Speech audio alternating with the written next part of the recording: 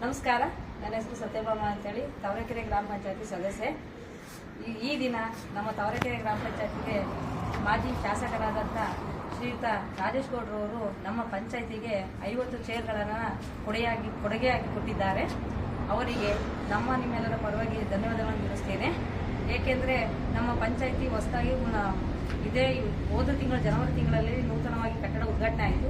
ಅಂದು ಆ ಕಟ್ಟಡ ಉದ್ಘಾಟನೆ ದಿನ ಬಂದಾಗ ನಮ್ಮೊಂದು ಆಶ್ವಾಸನೆ ಕೊಟ್ಟು ಹೋಗಿದ್ರು, ನಿಮ್ಮ ಪಂಚಾಯತಿಗೆ ಏನಾದರೂ ನಾನು ಒಳಗಡೆ ಕೊಡ್ತೀನಿ ಅಂತ. ಆ ಮಾತಿಗೆ ಬದ್ಧರಾಗಿ ಈ ದಿನ ನಮಗೆ ಈ ಕುತ್ಕೊಳ್ಳುವಂಥ ಚೇರಿನ ವ್ಯವಸ್ಥೆಯನ್ನು ಮಾಡಿಕೊಟ್ಟಿದ್ದಾರೆ.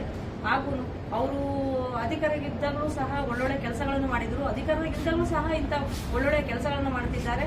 ಅವರು ಮತ್ತೊಮ್ಮೆ ಚುನಾಯಿತ ರಾಜಕೀಯದಲ್ಲಿ ನಿಂತು ಚುನಾಯಿತರಾಗಿ ಬಂದು ಒಳ್ಳೊಳ್ಳೆ ಕೆಲಸಗಳನ್ನು ಮಾಡಲಿ ಅಂತ ಹೇಳ್ತಾ, ಈ ಮೂಲಕ ನಮ್ಮ ಅಧಿಕಾರಿಗಳ ಪರವಾಗಿ, ಸಿಬ್ಬಂದಿಗಳ ಪರವಾಗಿ ಹಾಗೂ ನಮ್ಮ ಗ್ರಾಮ ಪಂಚಾಯತಿಯ ಸದಸ್ಯರ ಪರವಾಗಿ ಅವರಿಗೆ ತುಂಬ ಹೃದಯದ ಅಭಿನಂದನೆಗಳು ಹಾಗೂ ಧನ್ಯವಾದಗಳು ತಿಳಿಸಿ, ಅವರಿಗೆ ದೇವರು ಇಂಥ ಕೆಲಸಗಳನ್ನು ಮಾಡೋದಕ್ಕೆ ಆರೋಗ್ಯ ಆಯುಷ್ಯ ಕೊಡಲಿ ಅಂತ ಕೇಳ್ಕೊಂತ ನನ್ನ 2 ಮಾತನ್ನು ಮುಗಿಸ್ತೇನೆ.